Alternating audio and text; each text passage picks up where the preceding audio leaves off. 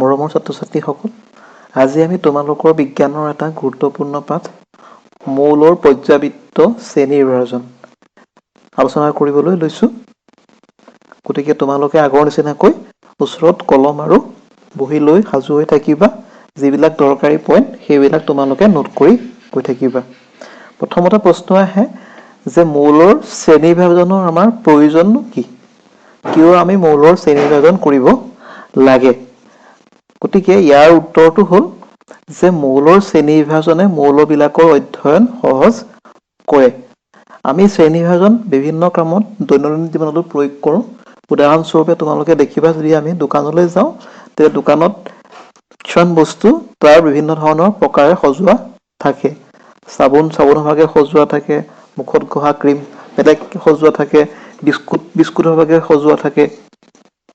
গতিকে আমি আমাৰ জীৱনতো শ্ৰেণী বিভাজন কৰোঁ। ঠিক একেদৰে যদি তোমালোকে ফাৰ্মাচী যোৱা, দেখিবা যে কিছুমান ফাৰ্মাচীত যিবিলাক ঔষধ থাকে সেই ঔষধবিলাক এলফাবেটিক ৱাইজ সজোৱা থাকে, আখৰৰ নাম অনুসাৰে সজোৱা থাকে। তেতিয়া কি হয়, যেতিয়া নামটো কোৱা তেতিয়া সেই আখৰটো থকা ছেল্ফৰ পৰা ঔষধটো বিচাৰি উলিয়াবলৈ সহজ হয়। গতিকে আমাৰ দৈনন্দিন জীৱনতো আমি বিভিন্ন শ্ৰেণী বিভাজনৰ সহায় লওঁ। ঠিক একেদৰে যদি মৌলবিলাকৰ শ্ৰেণী বিভাজন কৰা হয়, মৌলবিলাকৰ ধৰ্মবিলাকৰ ওপৰত লক্ষ্য কৰি শ্ৰেণী বিভাজন যদি কৰা হয়, তেতিয়া এনে শ্ৰেণী বিভাজনে মৌলবিলাকৰো অধ্যয়ন সহজ কৰে। কাৰণ একে শ্ৰেণীত থকা মৌলবিলাকৰ ধৰ্ম একেই। গতিকে আমি তাৰ যিকোনো এটা মৌল অধ্যয়ন কৰিলেই বাকীবিলাক মৌলৰ বিষয়েও গম পাব পাৰিম। দ্বিতীয় পইণ্টটো হ'ল যে বৰ্তমানে আমি প্ৰায় 114টা মৌলৰ বিষয়ে জানো। শেহতীয়া তথ্য মতে 118 আছে, কিন্তু তোমালোকৰ কিতাপত আছে 114, গতিকে আমি 114ই লিখিম। মৌলৰ প্ৰথম যেতিয়া শ্ৰেণী বিভাজন কৰা হৈছিল তেতিয়া মৌলবিলাকক দুটা ভাগত ভাগ কৰা হৈছিল। এটা হ'ল ধাতু আৰু আনটো হ'ল অধাতু। সেই সময়লৈকে প্ৰায় 30টাহে মৌল আৱিষ্কৃত হৈছিল। কিন্তু ধাতু আৰু অধাতুত ভাগ কৰোঁতে পিছত এটা খেলিমেলি দেখা দিলে। সেইটো হ'ল যে ধাতু কল্প মেটেলয়েড বুলি আন কিছুমান মৌল আৱিষ্কৃত হ'ল। সিহঁত এনেকুৱা ধৰণৰ মৌল যি ধাতুৰ ধৰ্ম দেখুৱায় আৰু অধাতুৰো ধৰ্ম দেখুৱায়। গতিকে এই ধাতু আৰু অধাতু যিকেইটা ভাগ কৰা হৈছিল সেই ভাগত ইহঁত খাপ নোখোৱা হ'ল। ইহঁতৰ উদাহৰণ তোমালোকে ল'ব পাৰা বৰণ, চিলিকন, আৰ্ছেনিক ইত্যাদি। এই ধাতু কল্পবিলাকে ধাতুৰ ধৰ্ম দেখুৱায় আৰু অধাতুৰ ধৰ্ম দেখুৱায়। কিন্তু ইহঁতক আমি দুইটা ভাগতে খাপ খুৱাব নোৱাৰোঁ। গতিকে এই যিটো শ্ৰেণী বিভাজনৰ প্ৰয়াস আছিল, এই প্ৰয়াসটো বিফল হ'ল ধাতু কল্প আৱিষ্কাৰ হোৱাৰ লগে লগে। তাৰোপৰি ইয়াৰ আৰু এটা অসুবিধা হ'ল যে ধাতু আৰু অধাতু যেতিয়া ভাগ কৰা হৈছিল এইকেইটা বহুত ডাঙৰ ভাগ, বিশাল ভাগ। গতিকে ইমান বিশাল পৰিসৰত অধ্যয়ন কৰিবলৈও যথেষ্ট অসুবিধাৰ সৃষ্টি হয়। গতিকে যিটো প্ৰথম প্ৰয়াস, সেই প্ৰথম প্ৰয়াসটো বেছি সফল হ'ল বুলি ক'ব নোৱাৰি। ইয়াৰ পিছত 1817 চনত জাৰ্মান বিজ্ঞানী উলফগেং ডবাৰেইনাৰ জহান উলফগেং ডবাৰেইনাৰে এটা প্ৰয়াস চলায় মৌলবিলাকক ভাগ কৰিবলৈ। তেওঁ মৌলবিলাকক সিহঁতৰ পাৰমাণৱিক ভৰ এটমিক মাছ বৰ্ধিত ক্ৰমত, মানে বাঢ়ি যোৱা ক্ৰমত তিনিটাকৈ মৌল থকা কিছুমান গোটত সজাইছিল। এনে গোটবিলাকক ট্ৰায়াড মানে তিনিটা মৌল থকা গোট, ট্ৰায়াড বুলিছিল। এনে এটা ট্ৰায়াডৰ বৈশিষ্ট্য হ'ল যে সিহঁতৰ যিটো মাজৰ মৌলটোৰ পাৰমাণৱিক ভৰ এটমিক মাছ তাৰ কাষৰ দুটা মৌলৰ পাৰমাণৱিক ভৰৰ গড় অৰ্থাৎ এভাৰেজ মানৰ সমান হয়। তেওঁ মুঠতে তিনিটা এনেকুৱা ট্ৰায়াড বিচাৰি উলিয়াইছিল। সেইকেইটা আছিল এইকেইটা: lithium, sodium, potassium, calcium, strontium, barium, chlorine, bromine আৰু আয়ডিন। ইয়াত বৈশিষ্ট্যটো হ'ল এনেকুৱা ধৰণৰ যে ইয়াৰ যিটো লিথিয়াম আৰু পটেছিয়ামৰ পাৰমাণৱিক ভৰৰ যিটো গড়, সেই গড়টো ছডিয়ামৰ পাৰমাণৱিক ভৰৰ সৈতে সমান হয়। উদাহৰণস্বৰূপে আমি চাব পাৰোঁ, যদি ইয়াত লিথিয়ামৰ পাৰমাণৱিক ভৰ আছে 6.9, গতিকে 6.9 প্লাস ইয়াৰ 39 পটাছিয়ামৰ 39 গতিকে যদি ইয়াৰ আমি গড় ললে আমি পাই 22.95 পাম আৰু 22.95 পাই ওচৰা-ওচৰি 23 হয় আৰু 23 হল সোডিয়ামৰ পাৰমাণৱিক ভৰ ঠিক একেদৰে কেলছিয়ামৰ পাৰমাণৱিক ভৰ 40.1 গতিকে এটো হলগে 40.1 প্লাস বেৰিয়ামৰ পাৰমাণৱিক ভৰ হল 137.3 যদি ইয়াক আমি গড় লওঁ বা এভাৰেজ ভ্যালু লওঁ তেতিয়া আমি পাম 88.7 আৰু ই পাই ষ্ট্ৰনচিয়ামৰ পাৰমাণৱিক ভৰ 87.6 ৰ ওচৰা-ওচৰি হয় ঠিক একেদৰে ক্লোৰিন আৰু আয়োডিনৰ পাৰমাণৱিক ভৰৰ গড় মানটো ব্ৰমিনৰ পাৰমাণৱিক ভৰৰ সৈতে প্ৰায় ওচৰা-ওচৰি হয়গৈ এই তিনটা ট্ৰায়াড ডবাৰেনাৰে আৱিষ্কাৰ কৰিছিল কিন্তু এই যেটো শ্ৰেণীবিভাজন কৰিছিল ডবাৰেনাৰ সেই ডবাৰেনাৰৰ শ্ৰেণীবিভাজনৰ যেটো মূল অসুবিধা আছিল যে সেই সময়লৈকে আৱিষ্কৃত সকলো মৌলক ট্ৰায়াড হিচাপে সজাব পৰা নগৈছিল তেওঁ নিজেও তিনটা ট্ৰায়াডহে বিচাৰি পাইছিল গতিকে সকলোবিলাক মৌলই এই ট্ৰায়াড ধৰ্ম মানি চলা নাছিল সেই কাৰণে ডবাৰেনাৰৰ যেটো ট্ৰায়াডৰ যেটো তেওঁ ধাৰণা আগবঢ়াইছিল হেতু সকলোৱে গ্ৰহণ কৰিব পৰা নাছিল ডবাৰেনাৰৰ পিছত 1866 চনত জন নিউলেন্স নামৰ এগৰাকী ব্ৰিটিছ বা ইংৰাজ বৈজ্ঞানিকে সেই সময়লৈকে আৱিষ্কাৰ হোৱা মৌলবিলাকক সজাবলৈ যত্ন কৰিছিল তেওঁ কি কৰিছিল মৌলবিলাকক সিহঁতৰ পাৰমাণৱিক ভৰ এটমিক মাছৰ ঊৰ্ধ্বক্ৰমত অৰ্থাৎ সৰুৰ পৰা ডাঙৰলৈ সজাইছিল আৰু তেওঁ লক্ষ্য কৰিছিল যে প্ৰতিটো অষ্টম মৌলৰ 8 নম্বৰ মৌলৰ ধৰ্ম প্ৰথমটো মৌলৰ ধৰ্মৰ সৈতে একেই ইয়াকে নিউলেন্সৰ অষ্টক সূত্ৰ বা নিউলেন্স ল অফ অক্টেটস বুলি কোৱা হয় টেবুলখন চাই লওঁ ইয়াত যদি চোৱা তোমালোকে দেখিবা এই টেবুলখনত তেওঁ মৌলবিলাকক সিহঁতৰ পাৰমাণৱিক ভৰৰ ঊৰ্ধ্বক্ৰমত সজাইছিল গতিকে হাইড্ৰজেনৰ পাৰমাণৱিক ভৰ লিথিয়ামতকৈ কম লিথিয়ামৰ বেৰিলিয়ামতকৈ কম তেনেদৰে তেওঁ সজাইছিল তাৰ পিছত তেওঁ কি কৰিলে যে লক্ষ্য কৰিছিল যে হাইড্ৰজেনৰ যেটো ধৰ্ম তাতকে 8 নম্বৰ পজিশনত থকা তাৰ পৰা 8 নম্বৰ পজিশনত থকা 1 2 3 4 5 6 7 8 ফ্লোৰিনৰ সৈতে একে ঠিক একেদৰে লিথিয়ামৰ পাৰমাণৱিক যেটো ধৰ্ম লিথিয়ামৰ ধৰ্মবিলাক তেওঁ দেখিলে যে সোডিয়ামৰ সৈতে একে সোডিয়াম লিথিয়ামৰ পৰা 8 নম্বৰ পজিশনত আছে ঠিক একেদৰে তেওঁ বাকিবিলাক মৌলও লক্ষ্য কৰিলে যে তাতকে 8 নম্বৰ পজিশনত থকা মৌলবিলাকৰ সৈতে তাৰ ধৰ্ম একে এইটো মনত ৰাখিবলৈ তেওঁ আৰু এটা উপায় বিচাৰি পালে যেনেদৰে সংগীতৰ 7টা সুৰ আছে সা ৰে গা মা পা ধা নি আকৌ সা আৰম্ভ হয়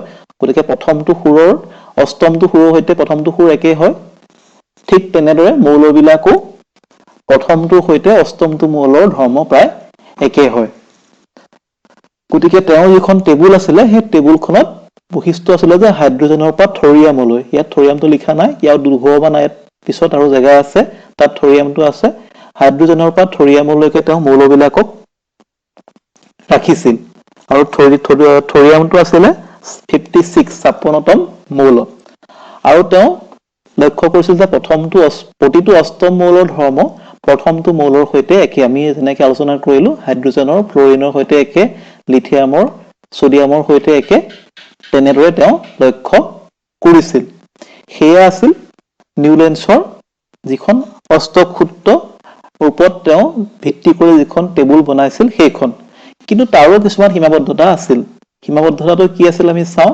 যে যেটো অষ্টক সূত্ৰটো কেৱল কেলছিয়ামলৈকে প্ৰযোজ্য আছিল অৰ্থাৎ অষ্টক সূত্ৰটো কেলছিয়ামৰ পৰা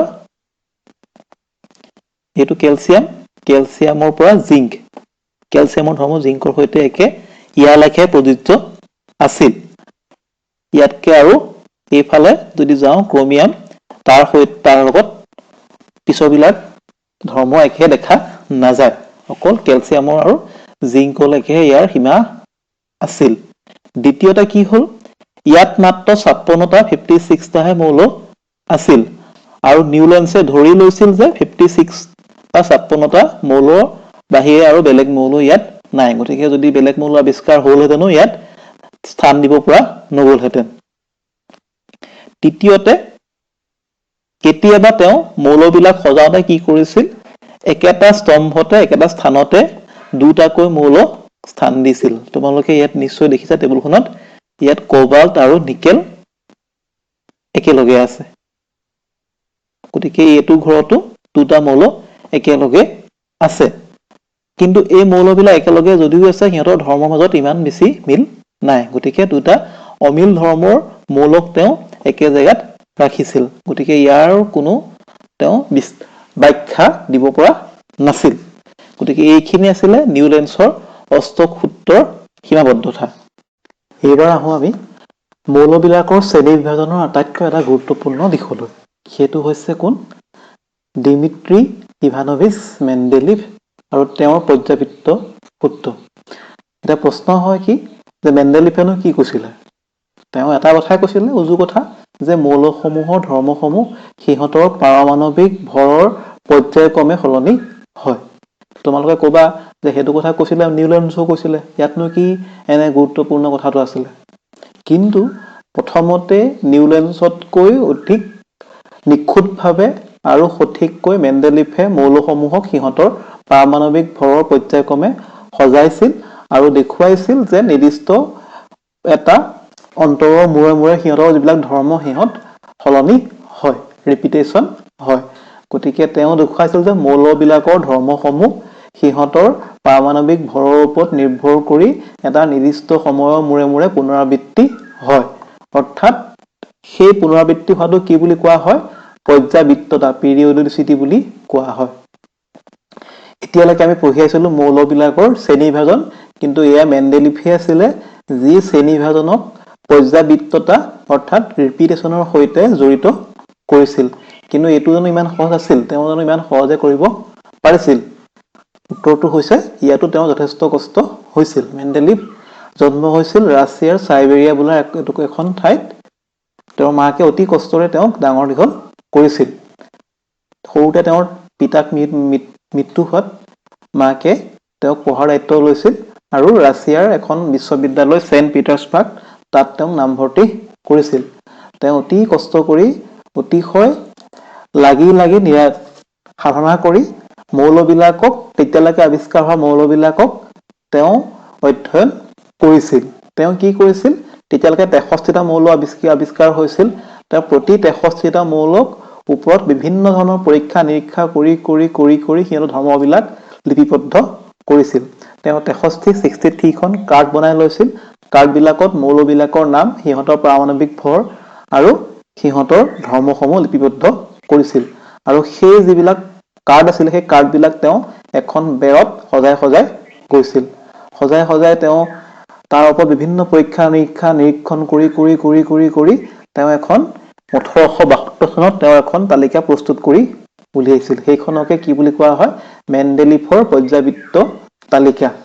আৰু তেওঁ তালিকাখন প্ৰস্তুত কৰোঁতে যিটো সূত্ৰ ব্যৱহাৰ কৰিছিল, মৌলবিলাকৰ ধৰ্মসমূহ সিহঁতৰ পাৰমাণৱিক ভৰৰ পৰ্যায়ক্ৰমে সলনি হয়, তাকে কি বুলি কোৱা হয়? মেণ্ডেলিভৰ পৰ্যাবৃত্ত সূত্ৰ। এতিয়া আমি আহোঁ মেণ্ডেলিভৰ পৰ্যাবৃত্ত তালিকাখনলৈ। এইখন হ'ল মেণ্ডেলিভৰ পৰ্যাবৃত্ত তালিকা। এতিয়া ইয়াত চাওঁ, ইয়াত কি কি বস্তু আছে। প্ৰথমতে দেখিবা ইয়াত কিছুমান পথালি শাৰী আছে। দেখিছা ন? এইবিলাক পথালি শাৰী। এই পথালি শাৰীবিলাকক কি নাম দিয়া হয়? এইবিলাকক নাম দিয়া হয় পিৰিয়ড, পৰ্যায়। আৰু যিবিলাক থিয় শাৰী আছে, এই থিয় শাৰী দেখিছা তোমালোকে? এটা থিয় শাৰী এইটো, এটা থিয় শাৰী এইটো। এই থিয় শাৰীবিলাকক কি নাম দিয়া হয়? এইবিলাকক নাম দিয়া হয় বৰ্গ বা গ্ৰুপ। এই বৰ্গ আৰু পৰ্যায়, গ্ৰুপ এণ্ড পিৰিয়ড, এই নামকেইটা এতিয়াও ব্যৱহাৰ কৰা হয়। তেওঁৰ যিখন তালিকা আছিল, তালিকাখনত তেওঁ 8টা বৰ্গ ৰাখিছিল, 8টা গ্ৰুপ ৰাখিছিল আৰু 6টা শাৰী ৰাখিছিল। তাৰোপৰি তেওঁ যিখন তালিকা প্ৰস্তুত কৰিছিল, সেই তালিকা প্ৰস্তুত কৰোঁতে মৌলবিলাকৰ পাৰমাণৱিক ভৰৰ উপৰিও সিহঁতে গঠন কৰা অক্সাইড মানে অক্সিজেনৰ লগত গঠন কৰা যৌগ আৰু হাইড্ৰাইড মানে হাইড্ৰজেনৰ লগত গঠন কৰা যৌগ সিহঁতৰ সংকেতবিলাকো তেওঁ গুৰুত্ব দিছিল অৰ্থাৎ একেটা বৰ্গত থকা মৌলবিলাকে একে ধৰণৰ অক্সাইড আৰু একে ধৰণৰ হাইড্ৰাইড গঠন কৰে উদাহৰণস্বৰূপে লিথিয়ামৰ যিটো অক্সাইডৰ ফৰ্মুলা সেইটো কি হ'ব Li2O আৰু হাইড্ৰাইডৰ ফৰ্মুলা কি হ'ব LiH ঠিক একেদৰে ইয়াত থকা মেগনেছিয়ামৰ অক্সাইডৰ ফৰ্মুলা হ'ব MgO আৰু হাইড্ৰাইডৰ ফৰ্মুলা হ'ব MgH2 এটা তোমালোকৰ প্ৰশ্ন হ'ব পাৰে যে কিয়নো অক্সাইড আৰু হাইড্ৰাইড বাছি ল'লে ইয়াৰ কাৰণ হ'ল যে অক্সাইড অক্সিজেন আৰু হাইড্ৰজেনে সকলোবিলাক মৌলৰ সৈতে বিক্ৰিয়া কৰে সেই কাৰণে তেওঁ অক্সিজেন আৰু হাইড্ৰজেনক বাছি ল'লে এতিয়া তোমালোকে চোৱা ইয়াত কেইটা শাৰী আছে পৰ্যায় বা শাৰী আছে 6টা আছে আৰু 8টা বৰ্গ আছে প্ৰত্যেকটো বৰ্গকে দুটা ভাগত ভাগ কৰা হৈছে দেখিছা A আৰু B A ভাগটো কোৱা হয় ৰিপ্ৰেজেন্টেটিভ এলিমেন্ট আৰু B ভাগটো কোৱা হয় ট্ৰানজিশন এলিমেন্ট এইটো কে ভাগটো কিমানলৈকে আছে 7 নম্বৰ বৰ্গলৈকে এই ভাগটো আছে 8 নম্বৰ বৰ্গটোত কেৱল ট্ৰানজিশন এলিমেন্ট খিনিহে আছে ট্ৰানজিশন সিৰিজ খিনিহে আছে ইয়াত মুঠতে 9টা ট্ৰানজিশন এলিমেন্ট আছে তাৰ উপৰি দেখিবা তৃতীয়লৈকে পৰ্যায়বিলাক এটা শাৰী আছে তৃতীয় যেটো পৰ্যায় তাৰলৈকে পৰ্যায়বিলাকত কেৱল এটা শাৰী আছে তৃতীয় পৰ্যায়ৰ পিছত চতুৰ্থ পৰ্যায় যেতিয়া যাবা তাত দেখিবা দুটা শাৰী আছে ইয়াৰ অৰ্থ এইটোৱে যদি আমাক কয় যে পটাছিয়ামটো কেনেকুৱা ধৰণৰ মৌল তে তোমালোকে ক'ব লাগিব পটাছিয়ামটো আছে চতুৰ্থ শাৰীৰ এটা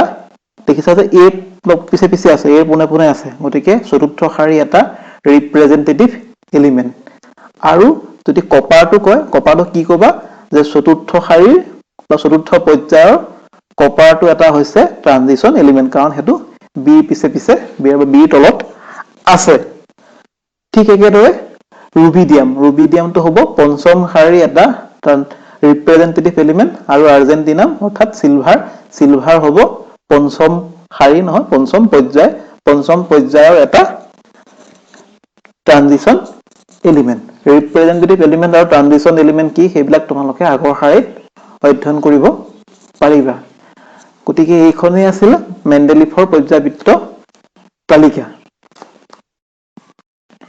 গতিকে মেণ্ডেলিফৰ যিখন পৰ্যায়বৃত্ত তালিকা আছিল সেই তালিকাখনৰ বিশেষত্ববিলাক আমি লিখি লৈছো প্ৰথমতে তোমালোকে সকলোৱে ইতিমধ্যে গম পাইছে যে মেণ্ডেলিফে তেওঁ মৌলবিলাক সিহঁতৰ পাৰমাণৱিক ভৰৰ ঊৰ্ধ্বক্ৰমত সজাইছিল লগতে তেওঁ ধৰ্মৰ সাদৃশ্যতা সিহঁতৰ হাইড্ৰাইড বা অক্সাইডৰ গঠন সেইবিলাকৰ ওপৰত ভিত্তি কৰি তালিকাখন তেওঁ সজাইছিল সেইখিনি ইতিমধ্যে আমি পঢ়ি আহিছো মেণ্ডেলিফে মৌলটো গঠন কৰা হাইড্ৰাইড আৰু অক্সাইডৰ সংকেতকো তালিকাখন প্ৰস্তুত কৰোঁতে অন্যতম ধৰ্ম হিচাপে বিবেচনা কৰিছিল 3 নম্বৰটো হৈছে মেণ্ডেলিফৰ তালিকাখনত 6টা পথালি শাৰী আৰু 8টা থিয় স্তম্ভ আছে পথালি শাৰীবিলাকক পৰ্যায় পিৰিয়ড আৰু থিয় স্তম্ভবিলাকক বৰ্গ বুলি কোৱা হয় অনুৰূপ ধৰ্ম দেখুৱা মৌলবিলাকক একে বৰ্গত ৰখা হৈছিল আমি ইতিমধ্যে দেখি আহিছো যে মেণ্ডেলিফৰ তালিকাখনত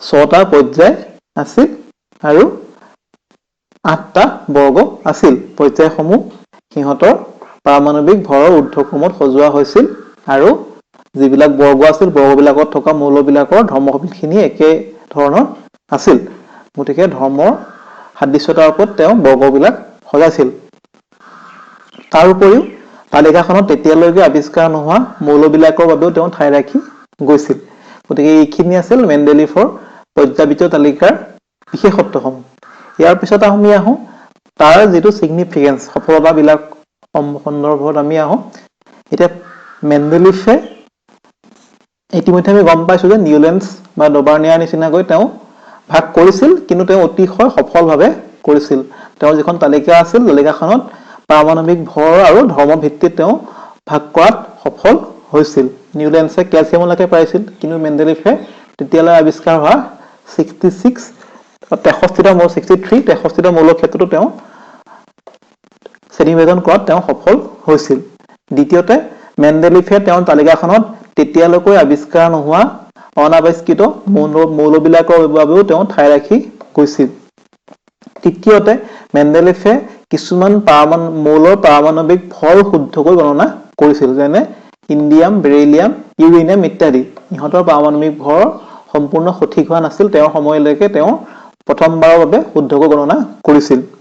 আৰু চতুৰ্থতে আৰু এটা গুৰুত্বপূৰ্ণ পইণ্ট কি, তেওঁ সম্ভ্ৰান্ত গেছ যিবিলাকে বিক্ৰিয়া নকৰে, সেই সম্ভ্ৰান্ত গেছবিলাক তোমালোকে পাৰিবানে কি কি আছিলে?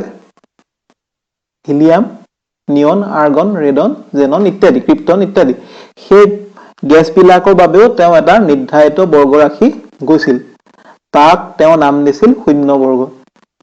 তেতিয়ালৈকে তেওঁৰ দিনলৈকে সেই গেছবিলাক আৱিষ্কাৰ হোৱা নাছিল, গতিকে তেওঁ এগৰাকী ভৱিষ্যত দ্ৰষ্টা বা ভিজনেৰীও আছিল। তেওঁ তেতিয়া অনুমান কৰিব পাৰিছিল যে তেনেকুৱা কিছুমান গেছ থাকিব পাৰে।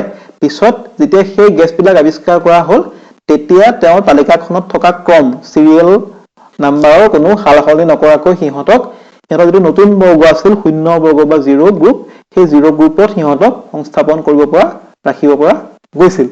গতিকে মেণ্ডেলিফে অকল সেই সময়ৰ তালিকা বনোৱাই নহয়, তেওঁ ভৱিষ্যতেও কি কি মৌল আহিব পাৰে তাৰো সঠিক ভৱিষ্যতবাণী কৰিব পাৰিছিল। কিন্তু তেওঁৰ ইমানখিনি সফলতাৰ পিছতো তেওঁৰ তালিকাখনৰ কিছুমান সীমাবদ্ধতা আছিল। প্ৰথম সীমাবদ্ধতাটো কি, তেওঁ কিছুমান মৌলক সিহঁতৰ পাৰমাণৱিক ভৰৰ ঊৰ্ধ্বক্ৰমত সজাব পৰা নাছিল। উদাহৰণস্বৰূপে কোবাল্টক তেওঁ নিকেলৰ আগত স্থান দিছিল আৰু টেলুৰিয়ামক তেওঁ আয়ডিনৰ আগত স্থান দিছিল। আমি চাওঁচোন কোবাল্ট আৰু নিকেল। গতিকে ইয়াত তোমালোকে দেখিছা কোবাল্টৰ পাৰমাণৱিক ভৰ 58.93 আৰু নিকেলৰ পাৰমাণৱিক ভৰ 58.71। গতিকে নিকেলৰ দেখা দেখিকে বেছি কোবাল্টতকে, কিন্তু তেওঁ কোবাল্টকহে নিকেলতকৈ আগত স্থান দিছিল। নিকেলৰ আচলতে কম কোবাল্টতকে, গতিকে নিকেলৰ পজিশ্যনটো কোবাল্টতকে আগত আহিব লাগে, কিন্তু তেওঁ কোবাল্টকহে নিকেলতকৈ আগত স্থান দিছিল। ঠিক একেদৰে টেলুৰিয়াম আৰু আয়ডিনৰ পাৰমাণৱিক ভৰ 126.90 আৰু টেলুৰিয়ামৰ 127.60। গতিকে টেলুৰিয়ামৰ পাৰমাণৱিক ভৰ আয়ডিনতকৈ বেছি, গতিকে ইয়াৰ পিছলৈ আহিব লাগে। কিন্তু তেওঁ ধৰ্মৰ ওপৰত বিবেচনা কৰি যিহেতু বনাইছিল, গতিকে আয়ডিনক তেওঁ টেলুৰিয়ামতকৈ আগত স্থান দিছিল। গতিকে তেওঁ সকলোবিলাক মৌলক পাৰমাণৱিক ভৰৰ ঊৰ্ধ্বক্ৰমত সজাব পৰা নাছিল। দ্বিতীয়তে হাইড্ৰজেনৰ স্থান তেওঁ সঠিককৈ নিৰূপণ কৰিব পৰা নাছিল। হাইড্ৰজেনটো এটা ব্যতিক্ৰমী ধৰণৰ মৌল। ই কি কৰে, ই ক্ষাৰ মৃত্তিকা এলকালি ধাতুবিলাকৰ নিচিনাকৈ, এলকালি ধাতুবিলাক কাক বুলি কোৱা হয়, যিবিলাক আছে ছডিয়াম, পটেছিয়াম ইত্যাদি, এই ধাতুবিলাকৰ নিচিনাকৈ তেওঁ হাইড্ৰজেনে কি কৰে, অনুৰূপ সংকেতৰ যৌগ গঠন কৰে।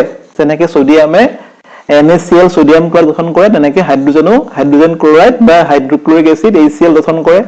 যেনেকে ছডিয়ামে Na2O গঠন কৰে, ঠিক একেদৰে হাইড্ৰজেনেও ছডিয়ামৰ নিচিনাকৈ H2O গঠন কৰে। যেনেকে ছডিয়ামে Na2S আৰু তেনেকে হাইড্ৰজেনেও হাইড্ৰজেন সালফাইড বা H2S গঠন কৰে। গতিকে হাইড্ৰজেনে ছডিয়াম, পটেছিয়ামৰ নিচিনাকৈ এইবিলাক হ'ল ক্ষাৰ মৃত্তিকা বা এলকালি ধাতু, ইহঁতৰ নিচিনাকৈ অনুৰূপ সংকেতৰ যৌগ গঠন কৰে। গতিকে হাইড্ৰজেনৰ ধৰ্ম ইহঁতৰ সৈতে মিল থাকে। কিন্তু হাইড্ৰজেনৰ ধৰ্ম মিল আছে ফ্লৰিন আৰু ক্লৰিনৰ নিচিনাকৈ। কেলে? কাৰণ হাইড্ৰজেনৰ যিটো অনু সংকেতটো হৈছে H2। ঠিক একেদৰে ফ্লৰিন আৰু ক্লৰিন এইবিলাক হেলোজেন গেছ বুলি কয়, ইহঁতৰ অনুৰ সংকেতো F2Cl2 ইত্যাদি। গতিকে হাইড্ৰজেনেও ইহঁতৰ নিচিনাকৈ কি কৰে, দ্বি পাৰমাণৱিক দুটা পৰমাণুযুক্ত অণু হিচাপে থাকে। গতিকে হাইড্ৰজেনৰ ধৰ্ম ইয়াৰ সৈতেও মিলে, ছডিয়াম, পটেছিয়াম, লিথিয়াম ইত্যাদিৰ সৈতেও মিলে, আৰু ফ্লৰিন, ক্লৰিন ইত্যাদিৰ সৈতেও মিলে। কিন্তু মেণ্ডেলিফে থিৰাং কৰিব পৰা নাছিল যে হাইড্ৰজেনক তেওঁ লিথিয়াম, ছডিয়ামৰ লগত ৰাখিব নে ফ্লৰিন, ক্লৰিনৰ লগত ৰাখিব। গতিকে তেওঁ হাইড্ৰজেনৰ স্থানটো সঠিককৈ নিৰূপণ কৰিব পৰা নাছিল। তৃতীয়তে মেণ্ডেলিফে আইচোটপ বা সমস্থানিক বিলাকক নিৰ্দিষ্টকে স্থান দিব পৰা নাছিল। এতিয়া আইচোটপ বিলাকনো কি? আইচোটপ বিলাক হৈছে মৌলবিলাকৰ এনে কিছুমান প্ৰকাৰ যাৰ ৰাসায়নিক ধৰ্মবিলাক একেই, মৌলবিলাকৰ নিচিনা ধৰ্মবিলাক একেই, কিন্তু সিহঁতৰ পাৰমাণৱিক ভৰ বেলেগ বেলেগ। যিহেতু মেণ্ডেলিফে তেওঁৰ তালিকাখন পাৰমাণৱিক ভৰৰ ঊৰ্ধ্বক্ৰমত অৰ্থাৎ সৰুৰ পৰা ডাঙৰলৈ সজাইছিল, গতিকে পাৰমাণৱিক ভৰ বেলেগ হোৱাৰ লগে লগে যিবিলাক মৌল আছিল সেইবিলাকৰ স্থান বেলেগ বেলেগ আছিল গতিকে যেহেতু সমস্থানিক বিলাকৰ পাৰমাণৱিক ভৰ বেলেগ বেলেগ গতিকে সমস্থানিক বিলাকৰো স্থান বেলেগ বেলেগ হোৱা উচিত আছিল কিন্তু তেওঁ সমস্থানিক বিলাকৰ বাবে স্থান নিৰ্দিষ্ট কৰিব পৰা নাছিল সেইটো আছিল তেওঁৰ যিখন তালিকাখনৰ অন্যতম ত্ৰুটি মেণ্ডেলিফৰ সফল যত্নৰ পিছত বিজ্ঞানীসকলে তেওঁৰ তালিকাখন অধিক নিখুঁত কৰিবলৈ যত্ন কৰি আছিল তেনেকুৱা যত্ন কৰিছিল হেনৰি মজলে বুলি যিগৰাকী বিজ্ঞানী আছিলে তেওঁ মেণ্ডেলিফৰ তালিকাখন সংশোধন কৰিলে অলপ তেওঁ কি কৰিলে মেণ্ডেলিফে তেওঁৰ তালিকাখন পাৰমাণৱিক ভৰৰ ওপৰত ভিত্তি কৰি সজাইছিল তেওঁ পাৰমাণৱিক সংখ্যা বা পৰমাণু ক্ৰমাংকৰ ওপৰত ভিত্তি কৰি তেওঁৰ তালিকাখন সজালে আৰু মেণ্ডেলিফৰ যিবিলাক ভুল ভ্ৰান্তি আছিল সেইবিলাক তেওঁ আঁতৰাবলৈ সক্ষম হ'ল গতিকে তেওঁ কি সূত্ৰ দিলে যে মৌলবিলাকৰ ধৰ্মবিলাক সলনি হয় কিন্তু পাৰমাণৱিক ভৰৰ সতে নহয় পাৰমাণৱিক সংখ্যা বা পৰমাণু ক্ৰমাংকৰ সৈতেহে সলনি হয় এটা প্ৰশ্ন হ'ল পাৰমাণৱিক সংখ্যা কি তোমালোকে ইতিমধ্যে পাই আহিছা পাৰমাণৱিক সংখ্যা হ'ল পৰমাণু এটাৰ নিউক্লিয়াছত থকা প্ৰটনৰ সংখ্যা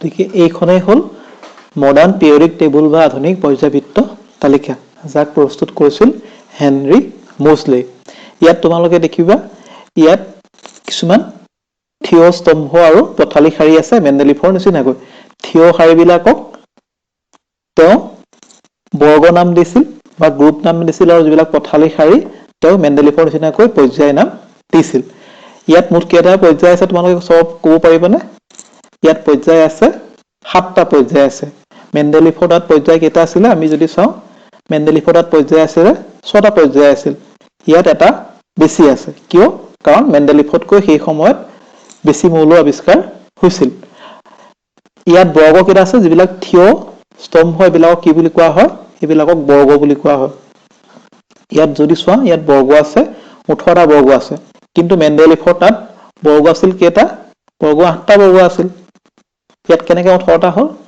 আসলতে তোমালোকে যদি ভালদৰে চোৱা দেখিবা ইয়াত প্ৰতিটো বৰ্গকে দুটা ভাগ কৰা আছে গতিকে প্ৰতিটো বৰ্গ 7টা বৰ্গক দুটা ভাগ কৰা আছে মুঠ কেইটা হৈ গ'লগে 14টা হ'লগে তাৰ উপৰিও ইয়াত সংক্ৰমণশীল মৌল বা ট্ৰানজিশন সিৰিজৰ বাবে 3টা সুকীয়া বৰ্গ আছিল গতিকে 14 17টা প্লাস তেওঁ সম্ভ্ৰান্ত মৌলবিলাকৰ বাবেও বা যিবিলাক ইনাৰ্ট গেছ সম্ভ্ৰান্ত গেছ সেইবিলাকৰ বাবেও এটা তেওঁ বৰ্গ ৰাখি গৈছিল যাৰ নাম দিয়া হৈছিল শূন্য বৰ্গ গতিকে 18টা বৰ্গ ইয়াতো আছিল ঠিক একেদৰে আধুনিক পৰ্যায়বৃত্ত তালিকাটো 18টা বৰ্গ আছিল তোমালোকে যদি তলত যদি চোৱা যে সুকীয়াকে দেখিবা দুটা ঘৰ আছে এতিয়া সেইকেইটানো কি বস্তু তোমালোকেতো ক'বা যে এইকেইটা পৰ্যায় লাগিছে আসলতে এইকেইটা হৈছে অসম্পূৰ্ণ পৰ্যায় ইয়াত যদি চোৱা ইয়াত লেন্থিনিয়ামৰ পিছত লেন্থিনিয়ামৰ পৰমাণু ক্ৰমাংক কিমান বা পাৰমাণৱিক সংখ্যা কিমান 57 তাৰ পিছৰ নেক্সটটো আৰম্ভ হৈছে 72 পৰা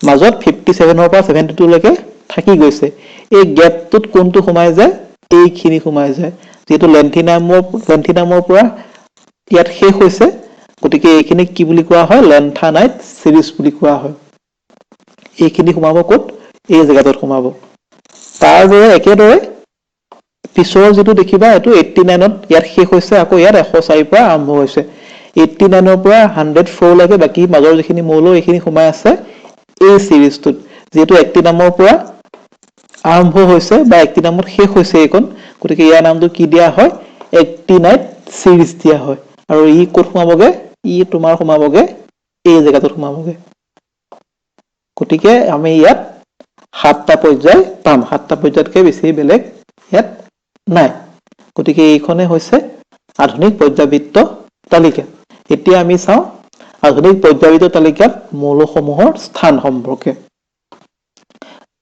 আধুনিক পৰ্যায়বৃত্ত তালিকাত আমি ইতিমধ্যে চাই আছো 18টা বৰ্গ আৰু 7টা পৰ্যায় আছে গতিকে বৰ্গ মানে হ'ল থিয় স্তম্ভ আৰু পৰ্যায় মানে হ'ল পথালি শাৰী এটা বৰ্গত থকা মৌলৰ একে সংখ্যক যোজক ইলেক্ট্ৰন আছে একেটা বৰ্গত থকা মৌলবিলাকৰ একে সংখ্যক যোজক ইলেক্ট্ৰন আছে ইয়াত হাইড্ৰোজেন লিথিয়াম সোডিয়াম পটাছিয়াম সেই আটাইবিলাকৰ যোজক ইলেক্ট্ৰনৰ সংখ্যা সমান ঠিক একেদৰে বেৰিলিয়াম মেগনেছিয়াম ইত্যাদিৰো যোজক ইলেক্ট্ৰনৰ সংখ্যা সমান গতিকে একেটা বৰ্গত থকা মৌলবিলাকৰ যোজক ইলেক্ট্ৰনৰ সংখ্যা সমান আমি অলপ পিছত এইখিনি ভালদৰে অধ্যয়ন কৰিম। দ্বিতীয়তে পৰ্যায় এটাত আৰু বৰ্গ এটাত ওপৰৰ পৰা তললৈ ক্ৰমে কক্ষৰ সংখ্যা বাঢ়ি যায়। যদি আমি বৰ্গ এটালৈ গৈ থাকো তেতিয়া লিথিয়ামতকৈ ছডিয়ামৰ এটা কক্ষ বেছি, ছডিয়ামতকৈ পটাছিয়ামৰ এটা কক্ষ বেছি, তেনেদৰে কক্ষৰ সংখ্যা বাঢ়ি বাঢ়ি গৈ থাকে। সেইখিনি আমি পিছত অধ্যয়ন কৰিম। পৰ্যায় এটাত একে সংখ্যক কক্ষ থাকে। পৰ্যায় এটাত এই গোটেইটো পৰ্যায়ৰ কক্ষৰ সংখ্যা একেই। গোটেইটো পৰ্যায়ৰ কক্ষৰ সংখ্যা একেই। আৰু বাওঁফালৰ পৰা সোঁফাললৈ পাৰমাণৱিক সংখ্যা এক এককৈ বাঢ়ি যায়। যদি আমি বাওঁফালৰ পৰা সোঁফাললৈ যাওঁ, ইয়াত দেখিবা ইয়াত পটাছিয়ামৰ 19, কেলছিয়ামৰ 20, তেনেদৰে ইয়াত 19, 20, 21 এটা এটাকৈ ইফালে বাঢ়ি বাঢ়ি গৈ আছে। বাওঁফালৰ পৰা সোঁফাললৈ পৰমাণু ক্ৰমাংক বা পাৰমাণৱিক সংখ্যা এটা এটাকৈ বাঢ়ি বাঢ়ি গৈ আছে। এতিয়া আমি আহোঁ আমাৰ পিছৰ বিষয়টোলৈ। সেই বিষয়টো হৈছে আধুনিক পৰ্যাবৃত্ত তালিকাত মৌলৰ ধৰ্মৰ পৰিৱৰ্তনৰ প্ৰৱণতা। মানে তালিকাখনত পৰ্যায় বা বৰ্গ এটাত মৌলবিলাকৰ ধৰ্মসমূহ কেনেদৰে পৰিৱৰ্তন হয়। প্ৰথমতে আমি আহোঁ যোজক ইলেক্ট্ৰন। গতিকে যোজক ইলেক্ট্ৰনে বিক্ৰিয়াত সকলোতকৈ গুৰুত্বপূৰ্ণ ভূমিকা পালন কৰে। তোমালোকে জানাই যে পৰমাণু এটাৰ বহিঃস্থলত থকা যিবিলাক ইলেক্ট্ৰন সিহঁতক কি বুলি কোৱা হয়? যোজক ইলেক্ট্ৰন বুলি কোৱা হয়। সিহঁতে বিক্ৰিয়াত ভাগ লয়। যেতিয়া আমি পৰ্যায় এটাত বাওঁফালৰ পৰা সোঁফাললৈ যাওঁ তেতিয়া যোজক ইলেক্ট্ৰনৰ সংখ্যা বাঢ়ি যায়। আমি চাই লওঁ ভালকে। গতিকে এইখন আছিল আমাৰ পৰ্যায়ৰ তালিকা। যদি আমি বাওঁফালৰ পৰা সোঁফাললৈ যাওঁ তেতিয়া ইয়াত যোজক ইলেক্ট্ৰনৰ সংখ্যা বাঢ়ি যায়। যদি তোমালোকে ইয়াৰ পৰা এইফালে যোৱা তেতিয়া ইয়াত দেখিবা প্ৰতিটো ঘৰত যোজক ইলেক্ট্ৰনৰ সংখ্যা বাঢ়ি যাব। আমি উদাহৰণস্বৰূপে লওঁ দ্বিতীয় যিটো পৰ্যায় lithium, beryllium, boron, carbon, nitrogen, oxygen, fluorine আৰু নিয়ন। ইয়াৰ কেইটামান মৌল আমি লওঁ। লিথিয়ামৰ পৰমাণু ক্ৰমাংক বা পাৰমাণৱিক সংখ্যা হ'ল 3, বেৰিলিয়ামৰ 4, বৰনৰ 5, কাৰ্বনৰ 6, নাইট্ৰজেনৰ 7, অক্সিজেনৰ 8, ফ্ল'ৰিনৰ 9 আৰু নিয়নৰ 10। এতিয়া আমি যদি চাওঁ যেটা লিখি ললো লিথিয়াম, বেৰিলিয়াম, বৰন, কাৰ্বন, ইহঁতৰ যিখিনি পাৰমাণৱিক সংখ্যা এটমিক নাম্বাৰ সেইবিলাক আমি ইয়াত লিখি ললো। তাৰপিছত যদি সিহঁতৰ যদি আমি ইলেক্ট্ৰনিক কনফিগাৰেশ্যন অৰ্থাৎ ইলেক্ট্ৰনীয় বিন্যাস যদি আমি চাওঁ তেতিয়া লিথিয়ামৰ 3 আছে, তাক কেনেকৈ লিখিব পাৰোঁ 2, 1, বেৰিলিয়ামৰ 4 আছে, তাক আমি কেনেকৈ লিখিব পাৰোঁ 2, 2, বৰনৰ 5 আছে, তাক লিখিব পাৰোঁ 2, 3, কাৰ্বনৰ 2, 4, নাইট্ৰজেনৰ 2, 5, অক্সিজেনৰ 2, 6, ফ্ল'ৰিনৰ 2, 7 আৰু নিয়নৰ 2, 8। অৰ্থাৎ সিহঁতৰ যিটো বহিঃস্থলত থকা ইলেক্ট্ৰনৰ সংখ্যা কিমান তাকে ভেলেন্স ইলেক্ট্ৰন বুলি কোৱা হয়। সেইটো হৈছে লিথিয়ামৰ ক্ষেত্ৰত 1, বেৰিলিয়ামৰ ক্ষেত্ৰত 2, বৰণৰ ক্ষেত্ৰত 3, কাৰ্বনৰ ক্ষেত্ৰত 4, নিয়নৰ ক্ষেত্ৰত 5, অক্সিজেনৰ ক্ষেত্ৰত 6, ফ্ল'ৰিনৰ ক্ষেত্ৰত 7 আৰু নিয়নৰ ক্ষেত্ৰত 8, নাইট্ৰজেনৰ ক্ষেত্ৰত 5। গতিকে আমি কি দেখিলো যে বাওঁফালৰ পৰা সোঁফাললৈ ইহঁতৰ ক্ৰমান্বয়ে যোজক ইলেক্ট্ৰনৰ সংখ্যা বাঢ়ি গৈছে। আনহাতে খোলৰ সংখ্যা একেই আছে। 2 আৰু 1 দুটা খোল আছে, 2 আৰু 2 দুটা খোল আছে, ইয়াতো দুটা খোল আছে, ইয়াতো দুটা খোল আছে। গতিকে সকলোতে দুটা খোল আছে। গতিকে আমি কি গম পালো যে পৰ্যায় এটাত বাওঁফালৰ পৰা সোঁফাললৈ গ'লে যোজক ইলেক্ট্ৰনৰ সংখ্যা বাঢ়ি যায়, কিন্তু খোলৰ সংখ্যা বা কক্ষৰ সংখ্যা একে থাকে। আনহাতে বৰ্গ এটাত যোজক ইলেক্ট্ৰনৰ সংখ্যা একেই থাকে, কিন্তু ওপৰৰ পৰা যদি তললৈ যাওঁ তেতিয়া কক্ষৰ সংখ্যা বাঢ়ি গৈ থাকে। উদাহৰণস্বৰূপে আমি চাওঁ যদি বৰ্গ এটাত যদি আমি লোৱা যায় তেতিয়া তাত যিটো খোলৰ সংখ্যা সেইকেইটা তললৈ ওপৰৰ পৰা তললৈ যাওঁতে বাঢ়ি যায়, কিন্তু সিহঁতৰ যোজক ইলেক্ট্ৰনৰ সংখ্যা একেই থাকে। অৰ্থাৎ যদি আমি তললৈ যাওঁ তেতিয়া দেখিম যে ইহঁতত যোজক ইলেক্ট্ৰনৰ সংখ্যা একেই, কিন্তু খোলৰ সংখ্যা বাঢ়ি গৈছে। আমি যদি উদাহৰণস্বৰূপে লওঁ যিটো আছে 1 আছে, যিটো আছে লিথিয়াম, আমি এইটোকে লৈছো। ইয়াত যদি আমি চোৱা যায় তেতিয়া ইয়াত কি কি মৌল আছে হাইড্ৰজেন, লিথিয়াম, ছডিয়াম আৰু পটাছিয়াম। আমি 1A বৰ্গটোকে লৈছো। এতিয়া হাইড্ৰজেনৰ পাৰমাণৱিক সংখ্যা হ'ল 1, লিথিয়ামৰ 3, ছডিয়ামৰ 11 আৰু পটাছিয়ামৰ 19। ইহঁতক আমি লিখিব পাৰোঁ কেনেকে হাইড্ৰজেনৰ 1, লিথিয়ামৰ 2, 1, নিয়নৰ ছডিয়ামৰ 2, 8, 1 আৰু পটাছিয়ামৰ 2, 8, 8, 1। দেখিলা যে প্ৰতিটোতে যোজক ইলেক্ট্ৰনৰ সংখ্যা কিমান আছে 1, 1 আছে। কিন্তু ইয়াত চোৱা হাইড্ৰোজেনৰ আছে 1, লিথিয়ামৰ আছে 2টা আছে কক্ষ, সোডিয়ামৰ আছে 3টা কক্ষ আৰু পটাছিয়ামৰ আছে 4টা কক্ষ। অৰ্থাৎ খোলৰ সংখ্যা বা কক্ষৰ সংখ্যা বাঢ়ি বাঢ়ি প্ৰতিটোতে গৈ আছে। ইয়াৰ পৰা আমি কি গম পালো যে বৰ্গ এটাত যোজক ইলেক্ট্ৰনৰ সংখ্যা একেই থাকে, কিন্তু ওপৰৰ পৰা তললৈ গ'লে কক্ষৰ সংখ্যা বাঢ়ি গৈ থাকে। এতিয়া আমি আহোঁ দ্বিতীয় ধৰণৰ ধৰ্মৰ বিষয়ে, কি হ'ল যোজ্যতা, ভেলেন্সি। গতিকে আমি চাম পৰ্যায়বৃত্ত তালিকাত পৰ্যায় এটাত আৰু বৰ্গ এটাত কেনেকৈ যোজ্যতা সলনি হয়। প্ৰথমতে চাম পৰ্যায় এটাত মৌল এটাৰ যোজ্যতা বাওঁফালৰ পৰা সোঁফাললৈ গ'লে প্ৰথমতে 1ৰ পৰা 4লৈকে বাঢ়ে, তাৰপিছত 4ৰ পৰা কমি 1 হৈ গৈ। গতিকে উদাহৰণস্বৰূপে আমি দ্বিতীয় যিটো পৰ্যায় সেইটোকে লৈছোঁ, লিথিয়াম, বেৰিলিয়াম, বৰণ, কাৰ্বন, নাইট্ৰজেন, অক্সিজেন, ফ্ল'ৰিন আৰু নিয়ন।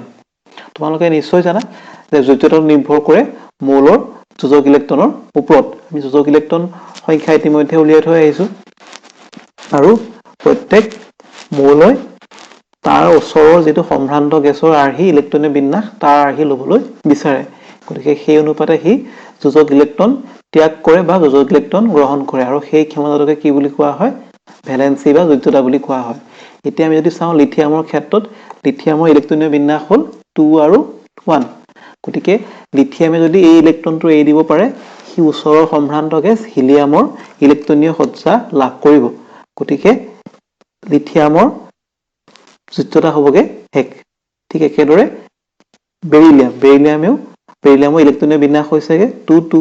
সি যদি 2টা ইলেক্ট্ৰন এৰিব পাৰে, তেতিয়া তাৰ ওচৰৰ যিটো সম্ভ্ৰান্ত গেছ হিলিয়ামৰ সজ্জা লাভ কৰিব। গতিকে লিথিয়ামৰ ভেলেন্সি বা যোজ্যতা হ'বগে 2। ঠিক একেদৰে বৰণৰ যোজ্যতা হ'বগে 3। কাৰ্বনৰ কথাটো অলপ বেলেগ। কাৰ্বনে কি কৰিব, সি 4টা ইলেক্ট্ৰন ত্যাগো নকৰে, 4টা ইলেক্ট্ৰন গ্ৰহণো নকৰে। সি সেই 4টা ইলেক্ট্ৰন বেলেগ আন এটা অণুৰ সৈতে, আন এটা পৰমাণুৰ সৈতে ভাগ বিতৰণ কৰি সি বান্ধনি গঠন কৰিব, সহযোগী বান্ধনি গঠন কৰিব, যিটো তোমালোকে ইয়াৰ পিছৰ চেপ্টাৰত পঢ়িবলৈ পাবা। গতিকে কাৰ্বনৰ যোজ্যতা হ'বগে 4। তাৰপিছত আমি আহোঁ নাইট্ৰজেনৰ বহিঃখলত 5টা ইলেক্ট্ৰন আছে, ইয়াৰ যোজক ইলেক্ট্ৰনৰ সংখ্যা 5টা। এতিয়া ই যদি 5টা ইলেক্ট্ৰন এৰে, তেতিয়া হিলিয়ামৰ সজ্জা লাভ কৰিব। যদি 3টা ইলেক্ট্ৰন গ্ৰহণ কৰে, তেতিয়া সি নিয়নৰ ইলেক্ট্ৰনিক সজ্জা লাভ কৰিব। গতিকে ইয়াৰ বাবে যিটো সহজ সাধ্য হ'ব, সেইটো 3টা ইলেক্ট্ৰন গ্ৰহণ কৰাটো, যিটো কাৰণে তাক লাগিব, আৰু 3টা ইলেক্ট্ৰন গ্ৰহণ কৰি সি কি হ'বগে, সুস্থিৰ সজ্জা, নিয়নৰ সজ্জা লাভ কৰিব। গতিকে ইয়াৰ নাইট্ৰজেনৰ যোজ্যতা হ'বগে 3। আচলতে 4তকৈ বেছি যিবিলাক যোজক ইলেক্ট্ৰন আছে, সেইবিলাকৰ যোজ্যতা আমি 8ৰ পৰা বিয়োগ কৰি উলিয়াম। ঠিক একেদৰে অক্সিজেনৰ যোজক ইলেক্ট্ৰনৰ সংখ্যা 6টা। সি কি কৰিব, সি নিয়নৰ ইলেক্ট্ৰনিক সজ্জা লাভ কৰিবলৈ তাক কেইটা ইলেক্ট্ৰন লাগিব, 8 বিয়োগ 2। 8 বিয়োগ 6 সমান 2টা ইলেক্ট্ৰন লাগিব। গতিকে অক্সিজেনৰ যোজ্যতা হ'বগে 2। ঠিক একেদৰে ফ্ল'ৰিনৰ ইলেক্ট্ৰনীয় বিন্যাস 2, 7। গতিকে ইয়াক আৰু এটা লাগে নিয়নৰ সজ্জা লাভ কৰিবলৈ। গতিকে ফ্ল'ৰিনৰ যোজ্যতা হ'বগে 1। নিয়নৰ যোজ্যতাটো 0, কাৰণ নিয়ন সম্ভ্ৰান্ত গেছ। গতিকে আমি কি দেখিলো যে পৰ্যায় এটাত মৌলবিলাকৰ যোজ্যতা বাওঁফালৰ পৰা সোঁফাললৈ গ'লে প্ৰথমতে 1ৰ পৰা 4লৈকে বাঢ়ে, তাৰপিছত 4ৰ পৰা কমি 1 হৈ গৈ। এতিয়া আমি আহোঁ বৰ্গ এটাত মৌলসমূহৰ যোজ্যতালৈ। তোমালোকে ইতিমধ্যে আমি গম পাই আহিছোঁ যে বৰ্গ এটাত মৌলবিলাকৰ যোজক ইলেক্ট্ৰনৰ সংখ্যা একেই থাকে, সমানেই থাকে। গতিকে প্ৰথম বৰ্গটোত আছে হাইড্ৰজেন, লিথিয়াম, সোডিয়াম, পটাছিয়াম। ইহঁতৰ প্ৰত্যেকৰে যোজক ইলেক্ট্ৰনৰ সংখ্যা 1। গতিকে ইহঁতে সেই যোজক ইলেক্ট্ৰনটো এৰি তাৰ ওচৰৰ যিখিনি সম্ভ্ৰান্ত গেছ তাৰ সজ্জা লাভ কৰিব পাৰে। গতিকে প্ৰত্যেকৰে যিটো যোজ্যতা কিমান হ'বগে, প্ৰত্যেকৰ যোজ্যতা হ'বগে 1। অৰ্থাৎ বৰ্গ এটাত মৌলবিলাকৰ যোজ্যতা একেই থাকে। এতিয়া আমি আহোঁ তৃতীয়টো ধৰ্মলৈ, সেইটো হৈছে পাৰমাণৱিক আকাৰ, এটমিক চাইজ। গতিকে প্ৰথমতে আমি জানো পাৰমাণৱিক আকাৰটো কি বস্তু। তোমালোকে জানা প্ৰত্যেক পৰমাণুবিলাক কি হৈ থাকে, যিটো নিউক্লিয়াছ থাকে, ভিতৰত থাকে নিউক্লিয়াছ থাকে, আৰু বাহিৰত যিবিলাক ইলেক্ট্ৰনবিলাক থাকে, ইলেক্ট্ৰনবিলাকে এটা নিৰ্দিষ্ট কক্ষপথত প্ৰদক্ষিণ কৰি থাকে নিউক্লিয়াছক। আৰু নিউক্লিয়াছে হৈছে পৰমাণু এটাৰ আটাইতকৈ গধুৰতম অংশ। ইয়াত থাকে প্ৰটন আৰু নিউট্ৰন, বাহিৰত থাকে ইলেক্ট্ৰন। যিটো একেবাৰে বহিস্থ খলত থাকিব, সিহঁতে কি কৰে, সিহঁতক যোজ্যতা ইলেক্ট্ৰন বুলি কয় আৰু সিহঁতে বিক্ৰিয়াত ভাগ লয়। এতিয়া পাৰমাণৱিক আকাৰ হ'ল এই গোটেই পৰমাণুটোৰ আকাৰটো। তোমালোকে নিশ্চয় দেখিছা পাৰমাণৱিক এইটো আচলতে বৃত্তাকাৰ হ'বগে, মোৰ ইয়াত সম্পূৰ্ণ বৃত্তাকাৰ হোৱা নাই। পাৰমাণৱিক আকাৰটো নিৰ্ভৰ কৰিব কাৰ ওপৰত নিৰ্ভৰ কৰিব, এইডাল ব্যাসাৰ্ধ এটমিক ৰেডিয়াছ বা পৰমাণুৰ যিটো ব্যাসাৰ্ধ তাৰ ওপৰত নিৰ্ভৰ কৰিব। গতিকে যিমানেই এটমিক ব্যাসাৰ্ধ বা পৰমাণুৰ ব্যাসাৰ্ধ ডাঙৰ হ'ব সিমানেই পৰমাণুটোৰ আকাৰো ডাঙৰ হ'ব। তেতিয়া আমি পৰ্যায় এটাত বাওঁ ফালৰ পৰা সোঁ ফাললৈ গৈ থাকো, তেতিয়া কি হয়, তেতিয়া তোমালোকে জানা যে তাত পৰমাণু ক্ৰমাংক বাঢ়ি বাঢ়ি গৈ থাকে, পাৰমাণৱিক সংখ্যা বাঢ়ি বাঢ়ি গৈ থাকে। পাৰমাণৱিক সংখ্যা বাঢ়ি যোৱা মানে কি, নিউক্লিয় আধান বা প্ৰটনৰ সংখ্যা বাঢ়ি যায়। এতিয়া নিউক্লিয় আধান মানে কি, তোমালোকে নিশ্চয় জানা নিউক্লিয়াছত দুই প্ৰকাৰৰ আধান কণা থাকে, এটা হৈছে প্ৰটন আৰু আনটো হৈছে নিউট্ৰন। প্ৰটনৰ ধনাত্মক চাৰ্জ থাকে, ধনাত্মক আধান থাকে, আন এটা নিউট্ৰনৰ কোনো চাৰ্জ নাথাকে। গতিকে নিউক্লিয়াছৰ যিটো আধানৰ আয়নৰ পৰিমাণ সেইটো নিৰ্ভৰ কৰিব কাৰ ওপৰত নিৰ্ভৰ কৰিব, প্ৰটনৰ সংখ্যাৰ ওপৰত নিৰ্ভৰ কৰিব। গতিকে ইয়াকে কি বুলি কোৱা হয়, ইয়াকে নিউক্লিয় আধান বুলি কোৱা হয়। আৰু এই নিউক্লিয় আধানে কি কৰে, যিবিলাক বাহিৰত থকা ইলেক্ট্ৰন সিহঁতক আকৰ্ষণ কৰি থাকে।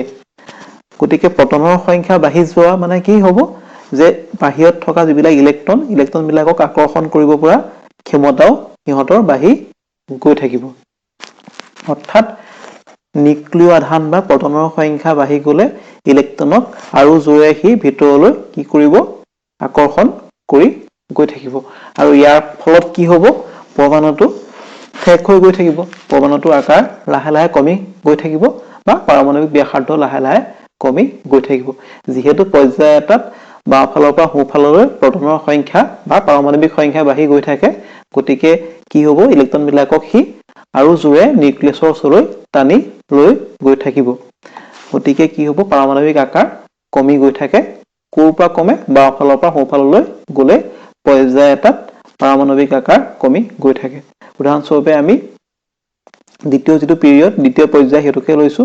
তাত তোমালোকে দেখিছা ইতিমধ্যে তাৰ যিটো প্ৰটনৰ সংখ্যা বা পৰমাণু ক্ৰমাংক 3, 4, 5, 6, 7, 8 তেনেদৰে বাঢ়ি বাঢ়ি গৈ আছে। আৰু ইয়াৰ সংখ্যা বাঢ়ি যোৱাৰ লগে লগে কি হ'বগে, যিটো নিউক্লিয় আধানৰ পৰিমাণো বাঢ়ি বাঢ়ি গৈ থাকিব। আৰু নিউক্লিয় আধানৰ পৰিমাণ বাঢ়ি যোৱা মানে পৰমাণুটোৰ যিটো নিউক্লিয়াছে ইলেক্ট্ৰনক বেছি জোৰে ভিতৰলৈ আকৰ্ষণ কৰিব আৰু ইয়াৰ ফলত কি হ'ব, পৰমাণুটোৰ আকাৰ লাহে লাহে কমি গৈ থাকিব। গতিকে পৰ্যায় এটাত যদি আমি বাওঁ ফালৰ পৰা সোঁ ফাললৈ যাওঁ তেতিয়া পাৰমাণৱিক আকাৰ কমি গৈ থাকে। এতিয়া আমি আহোঁ বৰ্গ এটালৈ।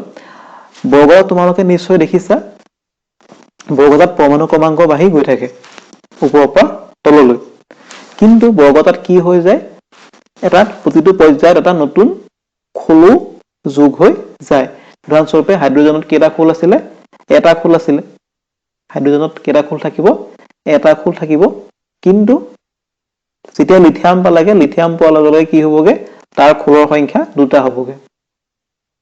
গতিকে এইটো হ'ল হাইড্ৰজেনৰ পৰমাণুৰ আকাৰ, কিন্তু লিথিয়ামৰ কি হ'বগে, তেনেকুৱা 2টা খোল থাকিব। ঠিক একেদৰে ছডিয়ামৰ কেইটা খোল থাকিব, 3টা খোল থাকিব। গতিকে ছডিয়ামৰ 3টা খোল থাকিব। গতিকে তোমালোকে দেখিলা যে বৰ্গ এটাত যেতিয়া আমি তলৰ পৰা ওপৰলৈ যাওঁ, এটা নতুন কক্ষ যোগ হৈ গৈ থাকে। আৰু তাৰ বাবে যিটো বাহিৰত থকা ইলেক্ট্ৰন, বহিষ্ঠ ইলেক্ট্ৰন আৰু যিটো নিউক্লিয়াছ, এই নিউক্লিয়াছৰ মাজৰ দূৰত্বও কি হৈ থাকিব, বাঢ়ি গৈ থাকিব। অৰ্থাৎ বৰ্গ এটাত ওপৰৰ পৰা তললৈ গ'লে পাৰমাণৱিক আকাৰ বাঢ়ি গৈ থাকে। এতিয়া আমি আহোঁ তাৰ পিছৰো ধৰ্মলৈ, সি হ'ল ধাতৱ ধৰ্ম। প্ৰথমতে প্ৰশ্ন আহে, ধাতৱ ধৰ্মনো কি? আমি সকলোৱে গম পাওঁ যে যিকোনো মৌলৰ পৰমাণুৱে সুস্থিৰ সজ্জা বা সম্ভ্ৰান্ত গেছৰ সজ্জা লাভ কৰিবলৈ বিচাৰে আৰু তাৰ বাবে কিছুমানে ইলেক্ট্ৰন এৰে, কিছুমানে ইলেক্ট্ৰন গ্ৰহণ কৰে। কিছুমান মৌল আছে, সিহঁতৰ পৰমাণুবিলাকে কি কৰে, ইলেক্ট্ৰন এৰি দিয়ে। উদাহৰণস্বৰূপে আমি যদি লওঁ ছডিয়াম, গতিকে ছডিয়ামে কি কৰে, ছডিয়ামে এটা ইলেক্ট্ৰন এৰি সুস্থিৰ সজ্জা লাভ কৰে, এনে পজিটিভ আয়ন গঠন কৰে। ঠিক একেদৰে মেগনেছিয়ামে 2টা ইলেক্ট্ৰন এৰি দি সুস্থিৰ সজ্জা লাভ কৰে।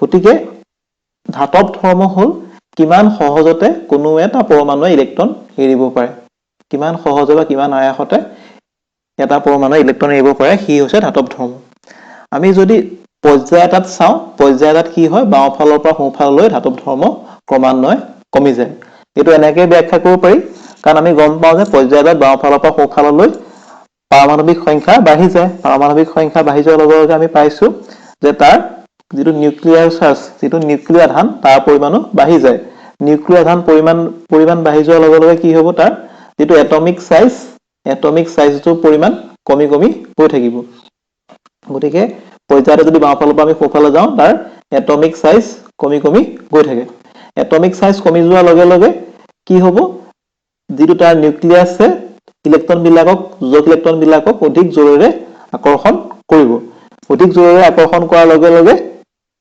তাৰ পৰা ইলেক্ট্ৰন আঁতৰি যাব পৰা যেটো ক্ষমতা হি কমি গৈ থাকিব আৰু ইলেক্ট্ৰন আঁতৰি যাব পৰা ক্ষমতা কমি যোৱাৰ লগে লগে তাৰ ধাতৱ ধৰ্ম মেটালিক কেৰেক্টাৰ কমি কমি গৈ থাকিব গতিকে পৰ্যায় এটাত যদি আমি বাওঁফালৰ পৰা সোঁফাললৈ গৈ থাকো তেতিয়া ধাতৱ ধৰ্ম ক্ৰমান্বয়ে কমি গৈ থাকে উদাহৰণস্বৰূপে আমি তৃতীয় পিৰিয়ডটোকে ল'ব পাৰোঁ তৃতীয় পৰ্যায়টোকে ল'ব পাৰোঁ তাত যদি আমি চাওঁ সোডিয়ামৰ পৰা যদি আমি সোঁফাললৈ গৈ থাকো তেতিয়া ধাতৱ ধৰ্ম ক্ৰমান্বয়ে কমি গৈ থাকে আনহাতে বৰ্গতাত যদি আমি চাওঁ বৰ্গতাত কি হয় যদি আমি ওপৰৰ পৰা তললৈ যাওঁ প্ৰতিটো তললৈ যাওঁতে এটা এটা কক্ষ বাঢ়ি যায় প্ৰতিটো মৌলত এটা কক্ষ বাঢ়ি যায় আৰু লগতে তাৰ পৰমাণু ক্ৰমাংক বা পাৰমাণৱিক সংখ্যাও বাঢ়ি যায় কিন্তু যেটো এটা কক্ষ বাঢ়ি যাওঁতে তাৰ যেটো নিউক্লিয়াছৰ যেটো আকৰ্ষণ সেইটো কি হ'বগে লাহে লাহে বাহিৰৰ যিবিলাক খোল সিহঁতত কমিবলৈ আৰম্ভ কৰে এতিয়া এটা খোল থাকোতে ইয়াক যিমান জোৰে আকৰ্ষণ কৰিব দুটা খোল থাকোতে বাহিৰৰ যেটো খোল তাক বা বাহিৰৰ যেটো কক্ষ তাক সিমান জোৰে আকৰ্ষণ কৰিব নোৱাৰে অৰ্থাৎ আকৰ্ষণী যেটো শক্তি হেতু কমি গৈ থাকে যেতিয়া খোল বাঢ়ি গৈ থাকে তেতিয়া তাৰ পাৰমাণৱিক সাইজ বা পাৰমাণৱিক আকাৰ বাঢ়ি গৈ থাকে আৰু পাৰমাণৱিক আকাৰ বঢ়াৰ লগে লগে ইলেক্ট্ৰন বিলাকক কি হ'ব যেটো আকৰ্ষণ কৰাৰ ক্ষমতা হেতু লাহে লাহে কমি গৈ থাকে আৰু কমি যোৱাৰ লগে লগে ইলেক্ট্ৰন বিলাক কি হ'বগে সোনকালে নিজে নিজে আঁতৰ হ'ব পাৰিব বা নিজে নিজে আঁতৰি যাব পাৰিব ইলেক্ট্ৰন আঁতৰ হৈ যোৱা যেটো ক্ষমতা ইজ হেতু বাঢ়ি গৈ থাকে গতিকে বৰ্গতাত কি হ'ব ওপৰৰ পৰা তললৈ যদি আমি যাওঁ তেতিয়া ক্ৰমান্বয়ে ইলেক্ট্ৰন এৰি দিয়া ক্ষমতা বাঢ়ি যায় মানে ধাতৱ ধৰ্ম ক্ৰমান্বয়ে বাঢ়ি গৈ থাকে উদাহৰণস্বৰূপে যদি আমি গ্ৰুপ যেটো 6 হেতু লওঁ তেতিয়া তাত কি দেখিম আমি কাৰ্বনৰ পৰা তললৈ কি হ'বগে যদি আমি গৈ থাকো তেতিয়া যেটো ধাতৱ গুণ ক্ৰমান্বয়ে বাঢ়ি গৈ থাকে গতিকে বৰ্গ এটাত তলৰ পৰা ওপৰৰ পৰা তললৈ ধাতৱ ধৰ্ম ক্ৰমান্বয়ে বাঢ়ি গৈ থাকে আৰু পৰ্যায় এটাত বাওঁফালৰ পৰা সোঁফাললৈ ক্ৰমান্বয়ে ধাতৱ ধৰ্ম কমি গৈ থাকে এতিয়া আমি আহো শেষৰটো প্ৰপাৰ্টি সি হৈছে অধাতৱ ধৰ্ম বা নন মেটালিক প্ৰপাৰ্টি যেনেকৈ ধাতৱ ধৰ্ম আছিলে ইলেক্ট্ৰন হেৰুৱাৰ প্ৰৱণতা ঠিক একেদৰে অধাতৱ ধৰ্ম হ'ল ইলেক্ট্ৰন লাভ কৰাৰ প্ৰৱণতা আমি গম পাওঁ যে যদি পৰ্যায় এটাত আমি বাওঁফালৰ পৰা সোঁফাললৈ গৈ থাকো তেতিয়া কি হয় এটমিক নাম্বাৰ বা পাৰমাণৱিক সংখ্যা বাঢ়ি যায় পাৰমাণৱিক সংখ্যা বাঢ়ি যোৱাৰ লগে লগে কি হ'ব যেটো নিউক্লিয়াৰ আধানৰ পৰিমাণ বাঢ়ি যাব নিউক্লিয়াৰ আধানৰ পৰিমাণ বাঢ়ি যোৱাৰ লগে লগে কি হ'বগে এটমিক সাইজ বা পাৰমাণৱিক আকাৰ কমি কমি গৈ থাকিব আৰু পাৰমাণৱিক আকাৰ কমি যোৱাৰ লগে লগে যিখিনি বহিষ্ঠ কক্ষত থকা ইলেক্ট্ৰন তাক নিউক্লিয়াছে অধিক জোৰেৰে আকৰ্ষণ কৰিব আৰু নিউক্লিয়াছে আকৰ্ষণ শক্তি বাঢ়ি যোৱাৰ লগে লগে ইলেক্ট্ৰন লাভ কৰাৰ ক্ষমতা বাহিৰৰ পৰা ইলেক্ট্ৰন লাভ কৰাৰ ক্ষমতাও বাঢ়ি গৈ থাকে অৰ্থাৎ পৰ্যায় এটাত যদি আমি বাওঁফালৰ পৰা সোঁফাললৈ যাওঁ তেতিয়া অধাতৱ ধৰ্ম ক্ৰমান্বয়ে বাঢ়ি গৈ থাকে কাৰণ নিউক্লিয়াছে আকৰ্ষণ কৰিব পৰা ক্ষমতা ক্ৰমান্বয়ে বাঢ়ি যায় কাৰণ নিউক্লিয়াৰ আধান বাঢ়ি যায় উদাহৰণস্বৰূপে যদি আমি লওঁ তৃতীয় পিৰিয়ড বা তৃতীয় পৰ্যায়টো যদি লওঁ তাত আমি দেখিম যে সোডিয়াম মেগনেছিয়াম এলুমিনিয়াম সিলিকন আদি বাওঁফালৰ পৰা সোঁফাললৈ যাওঁতে ইহঁতৰ ক্ৰমান্বয়ে নন মেটালিক প্ৰপাৰ্টি বাঢ়ি গৈ থাকে গতিকে যেটো লাষ্টত থকা শেষত থকা যিখিনি আছে সালফাৰ ক্লোৰিন আৰ্গন ইহঁত নন মেটালছ অধাতু ঠিক একেদৰে যদি বৰ্গতাত যদি আমি চাওঁ তেতিয়া ওপৰৰ পৰা তললৈ যাওঁতে আমি জানোৱেই যে এটা এটা খোল বাঢ়ি গৈ থাকে কাৰণ বৰ্গতাত ওপৰৰ পৰা তললৈ যাওঁতে এটা খোল বাঢ়ি গৈ থাকে আৰু এই খোল বাঢ়ি যোৱাৰ লগে লগে কি হ'ব যিখিনি মৌল সিহঁতৰ পৰমাণুখিনিৰ যিটো এটমিক সাইজ পাৰমাণৱিক আকাৰ বাঢ়ি গৈ থাকে আৰু পাৰমাণৱিক আকাৰ বাঢ়ি যোৱাৰ লগে লগে কি হ'ব বাহিৰৰ যিখিনি ইলেক্ট্ৰন তাৰ ওপৰত নিউক্লিয়াছৰ আকৰ্ষণী শক্তি কমি গৈ থাকিব কাৰণ আকাৰটো বাঢ়ি গৈ থাকিব আৰু নিউক্লিয় আকৰ্ষণ শক্তি বাঢ়ি কমি যোৱাৰ লগে লগে বা নিউক্লিয় আধান কমি যোৱাৰ লগে লগে নিউক্লিয়াছে বাহিৰৰ পৰা ইলেক্ট্ৰন লাভ কৰাৰ ক্ষমতাও কম হৈ পৰিব কাৰণ বাহিৰৰ ইলেক্ট্ৰনখিনি কি আকাৰটো বাঢ়ি যোৱাৰ লগে লগে অধিক জোৰেৰে আকৰ্ষণ কৰিব নোৱাৰা হৈ থাকিব আৰু নিউক্লিয় আধান বা নিউক্লিয়াছে আকৰ্ষণী শক্তি কমি যোৱাৰ লগে লগে কি হ'বগে অধাতব ধৰ্ম ক্ৰমান্বয়ে কমি যায় এনেদৰে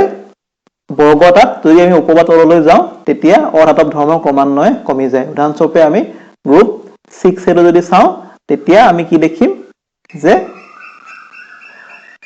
ওপৰৰ পৰা তললৈ যাওঁতে ইহঁতৰ নন মেটালিক প্ৰপাৰ্টি অধাতব ধৰ্ম ক্ৰমান্বয়ে কমি যায় এই অধাতব ধৰ্মটো কেতিয়াবা বিদ্যুৎ ঋণতা বা ইলেক্ট্ৰনিগেটিভিটি বুলিও কোৱা হয় যদি আমি পৰ্যায়বৃত্ত তালিকাখন চাওঁ তেতিয়া দেখিম যে তালিকাৰ একেবাৰে বাওঁফালে থকা যিবিলাক মৌল ইহঁতবিলাক হ'ল ধাতু একেবাৰে সোঁফালে থকা যিখিনি মৌল ইহঁতবিলাক হ'ল অধাতু আৰু মাজত থকা যিখিনি কম সংখ্যক যিখিনি মৌল ইহঁত হ'ল ধাতু কল্প ইহঁতে ধাতুৰ ধৰ্মও দেখুৱায় আৰু ধাতুৰ ধৰ্মও দেখুৱায় গতিকে আজি আমাৰ পাঠত আমি আলোচনা কৰিলোঁ মৌলৰ শ্ৰেণী বিভাজন তাৰপিছত আমি চালোঁ তাৰ বুৰঞ্জী নিউলেন্সৰ ডবাৰ নায়াৰৰ যত্ন মেণ্ডেলিফৰ পৰ্যায়বৃত্ত তালিকা আৰু একেবাৰে শেষত মোজলেৰ আধুনিক পৰ্যায়বৃত্ত তালিকা আৰু পৰ্যায়বৃত্ত তালিকাৰ তাৎপৰ্য সিগনিফিকেন্স এই সম্পৰ্কে আমি বিতংকে আলোচনা কৰিলোঁ গতিকে তোমালোকে এতিয়া তোমালোকৰ পাঠত থকা যিবিলাক প্ৰশ্ন সেইবিলাক কৰিবলৈ চোৱা আৰু ইয়াত যিবিলাক কথা বুজোৱা হৈছে সেইবিলাক কিতাপৰ সৈতে মিলাই পঢ়ি চোৱা তোমালোক সকলোলৈকে শুভকামনা থাকিলে ধন্যবাদ